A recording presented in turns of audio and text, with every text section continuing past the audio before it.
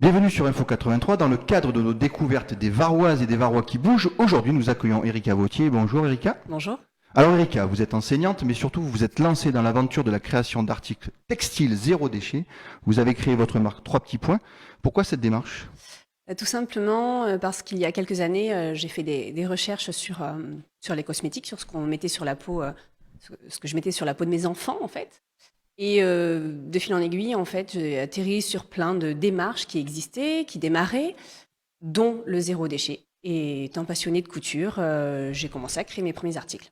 Donc voilà, donc c'est parce que vous êtes passionné de couture et Oui, après vous avez essayé de faire du zéro déchet. Alors c'est ça ça. consiste en quoi ce zéro déchet? Alors, pour ce qui concerne la partie textile, le but est de remplacer tout ce qui est jetable par du durable, du lavable.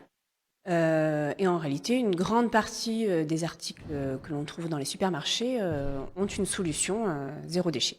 Alors est-ce que vous utilisez du textile aussi écologique, comme le coton, comme le chanvre Voilà, j'essaie au fil de mes recherches de favoriser des labels tels que le label bio dans le textile qui s'appelle GOTS ou Ecotex. Ensuite, j'essaie aussi d'utiliser des textiles recyclés, de leur donner une deuxième vie. Et puis quand la filière chanvre française sera encore plus développée, effectivement, m'orienter vers ça. D'accord. Donc votre démarche, elle est essentiellement sur le textile ou vous essayez avec tout ce qui est déchets en définitive? Alors, en ce qui concerne mon entreprise, c'est ce qui concerne le textile, mais par contre, dans ma vie de tous les jours, c'est tous les aspects du quotidien. Donc, les courses, les cosmétiques, les produits d'entretien. On essaie de réduire les déchets. Alors, donnez-nous un exemple. Alors, tout simplement, fabriquer sa lessive, j'utilise la cendre de mon poêle à bois. Voilà, pour laver mes vêtements.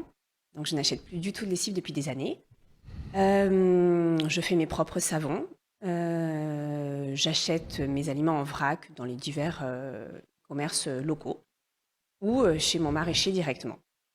Alors, c'est-à-dire, alors votre maraîcher, qu'est-ce que vous achetez chez lui? Alors, ben, les fruits et légumes de saison. Donc, je ne mange pas de fraises en hiver, je ne mange pas de tomates en hiver non plus. Donc, effectivement, en fonction de ce qu'elle produit, je lui achète sa production. Et je fais avec ça. Et là-dessus, Internet est mon ami, puisque je trouve plein de recettes nouvelles pour agrémenter des betteraves, des choux qu'on ne mangeait pas forcément avant. Alors, Internet, c'est votre ami, mais vous savez quand même qu'Internet, c'est un des plus gros pollueurs au monde. C'est le troisième pollueur Et au oui. monde. Alors, qu'est-ce que vous avez à répondre à cela? Alors, moi, je mets en place des petites choses. Effectivement, je supprime tout ce qui est mail qui reste dans ma boîte. Je me suis désabonnée d'énormément de mailing. J'ai installé un moteur de recherche écologique qui plante des arbres à chaque recherche.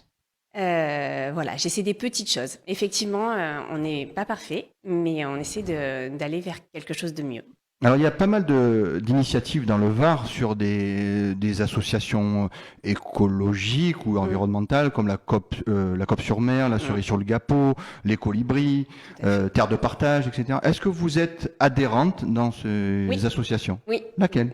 Alors, Terre de partage, la cerise sur le Gapeau, Toutes? effectivement. Eh bien, je participe notamment à leur marché.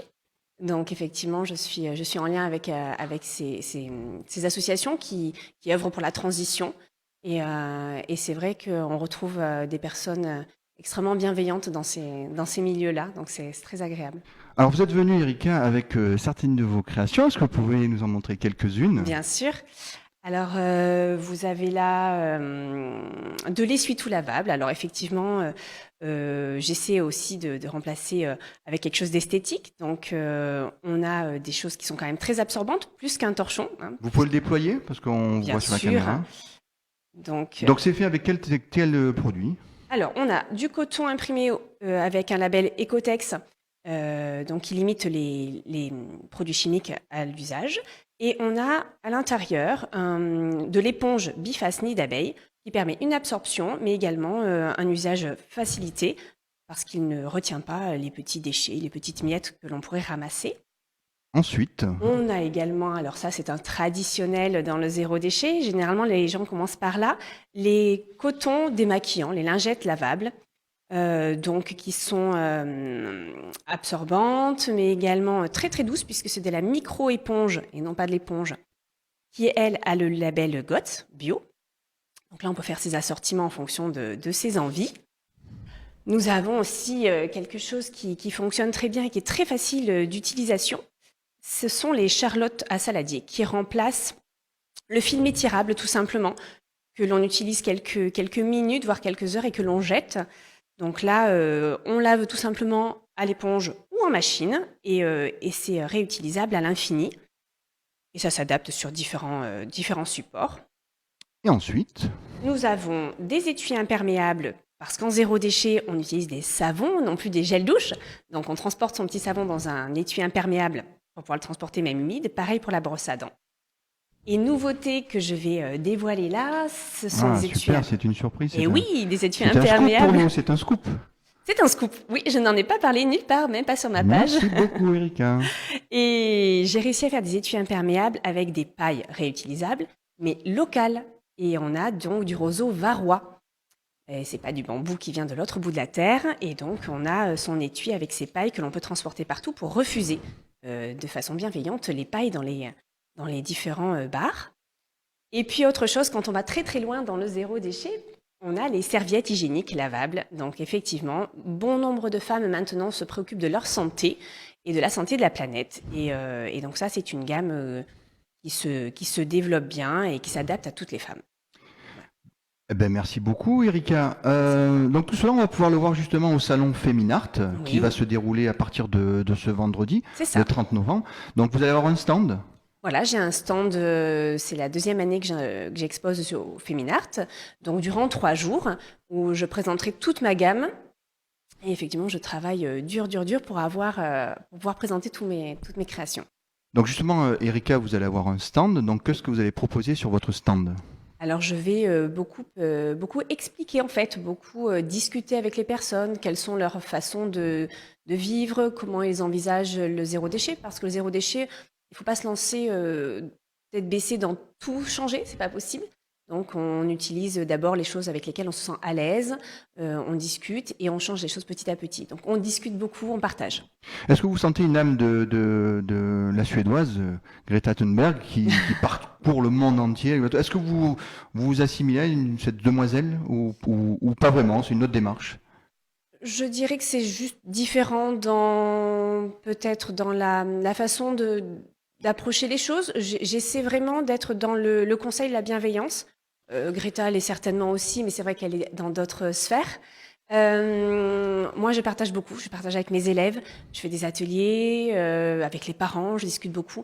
Donc, c'est vrai que j'essaie à mon échelle, en fait, de changer les choses localement. Voilà. Après, certes, on en discute beaucoup dans la France entière via les réseaux, hein, c'est évident. Mais j'essaie d'être vraiment à l'œuvre au niveau local. Grâce aussi à la petite association que j'avais montée avec des amis dans notre village où on essaie de partager. Donc justement, quel est votre village ? Néoul. C'est pas un village, c'est une ville, c'est pas Garéoul, ça c'est bien ça ? C'est une petite ville. Oui. Est-ce que vous voulez en faire votre métier ? Parce que vous avez dit que vous êtes enseignante. Hein, est-ce que vous voulez en faire votre métier ? Si vraiment ça fonctionne, est-ce que vous souhaitez en faire votre métier ? Je verrai bien à ce moment-là. Je pense que conserver les 2 emplois, c'est assez complémentaire parce que j'ai l'impression de diffuser plein de choses aussi avec mes élèves. En dehors, bien sûr, de tout ce que j'ai à leur enseigner. Mais disons que les 2 se complètent bien. Après, si mon entreprise se développe, eh bien, j'embaucherai. Ah, super, super. Écoutez, Erika, donc on vous donne rendez-vous, enfin, les personnes qui veulent vous rencontrer, on leur donne rendez-vous donc à partir de vendredi 30 novembre au Palais Neptune à Toulon, c'est au-dessus du centre commercial Mayol. Et après, autrement, vous avez un site internet, vous avez un compte Facebook ? Alors, j'ai une page Facebook, effectivement, et puis la boutique en ligne est en train de se construire grâce à mon frère qui me construit tout ça. D'accord. Parce que moi, il y a Internet, c'est un petit peu compliqué. Ok. Erika, merci beaucoup, puis on vous souhaite bonne chance pour la suite de votre entreprise. Merci à vous.